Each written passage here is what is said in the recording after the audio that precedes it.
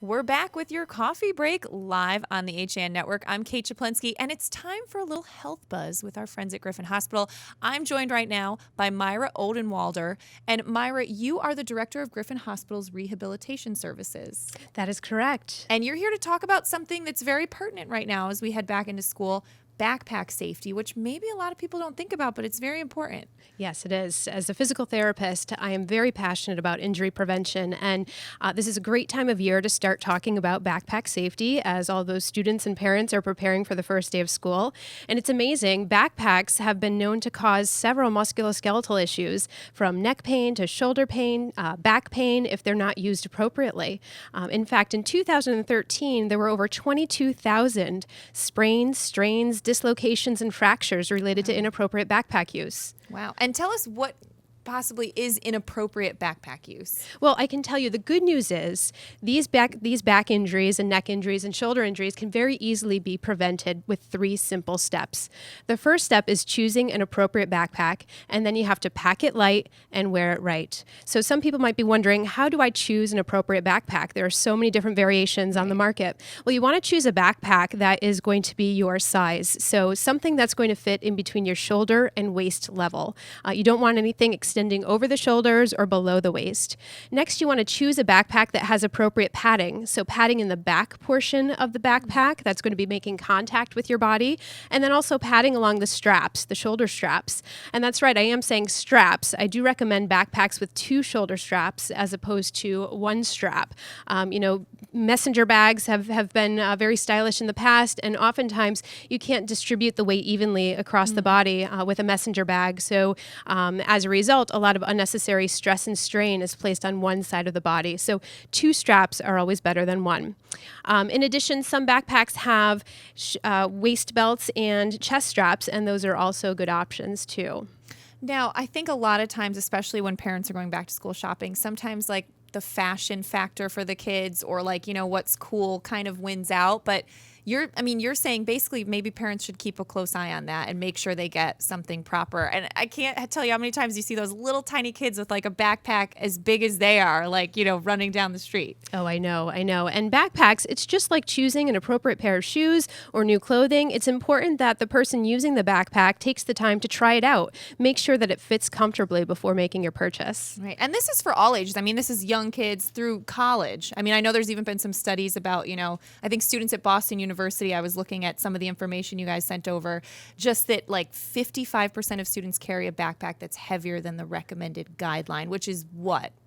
10%. 10 to 15% of your body weight. So if your child is 100 pounds, they really shouldn't be carrying anything greater than 10 pounds.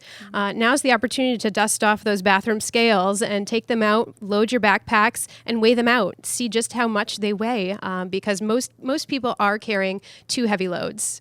And I think what's interesting is, some of the information that you guys also shared is that with the proper education, it really can make a huge difference for a lot of those neck and back injuries. Like once students find out the proper way to do it, it really makes a difference. It is very simple. And it's often some simple steps that we often take for granted. Not everyone gives a second thought to how to appropriately pack their backpack. So in addition to limiting the weight, you want to make sure that you're organizing the bigger, bulkier items towards the back of the backpack so that they're closer to your body, with the smaller and lighter items more towards the front of the backpack. You also want to make sure that the backpack, the items in the backpack are secure so that there is not a lot of shifting and moving going on around when the backpack is in use. And then, of course, wearing the backpack appropriately. So you can go through and make an appropriate purchase. You can pack it appropriately. But if you're not wearing it correctly, it defeats the whole process. So if you're using a backpack with 2 straps, you've got to wear both straps. If you've got access to those chest straps and waist belts, you should be using those as well. And you brought a backpack with you. Can you tell us, what this backpack kind of represents? Is it a good backpack? I did. So this is a decent backpack. It has several compartments where you can organize your items.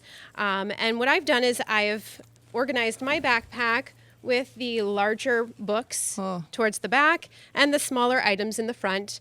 There's some really decent padding on the back portion of the backpack that I talked about earlier. And the straps also have nice padding, so it's taking some pressure off the skin. In addition, this particular backpack has a chest strap and a waist belt, so it will help redistribute the load appropriately.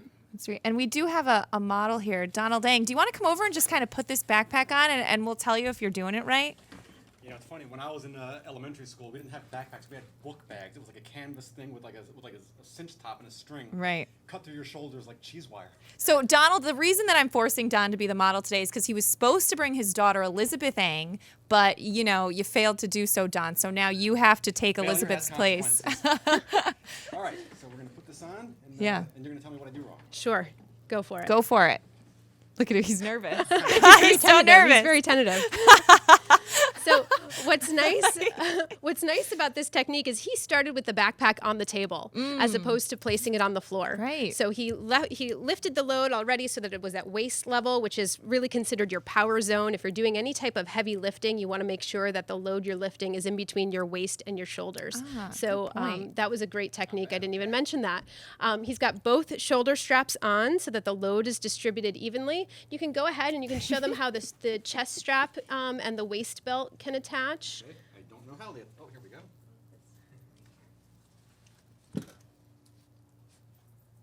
He's like a little. You're like a little kid on the first day of school, Don. No, really. Do you There need you to tie go. your There you shoes go. too? That's- All right, yep, go for it. No. I have the wrong number of straps. Good thing you're here, Myra. You really.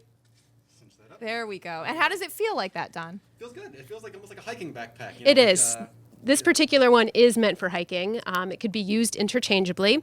And he's adjusted the strap so that it's nice and snug. Okay, you notice that there isn't a lot of wiggle room. There's not a big gap in between his back and the actual book bag, and it's not falling below his waist level. Oftentimes, you're seeing students walking around, they're hunched over because the backpack is far below their waist. So it's really important to adjust the straps so that you can wear it appropriately. That's great. And if people want more information, I know there's actually the American Occupational Therapy Association has a national backpack awareness day, right? Yes. In September. September 16th this year. Right. And how do you kind of help spread the word about that? Well, we do a lot of outreach at Griffin Hospital.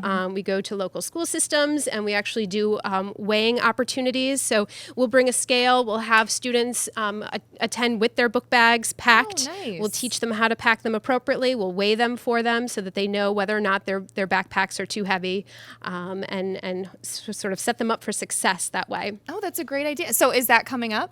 Are you guys going to be doing that? We will be doing that, and if you want any additional information, if you've had an injury related to backpacks or any other musculoskeletal injury, you could always reach out to the Griffin Hospital Rehabilitation Services Department.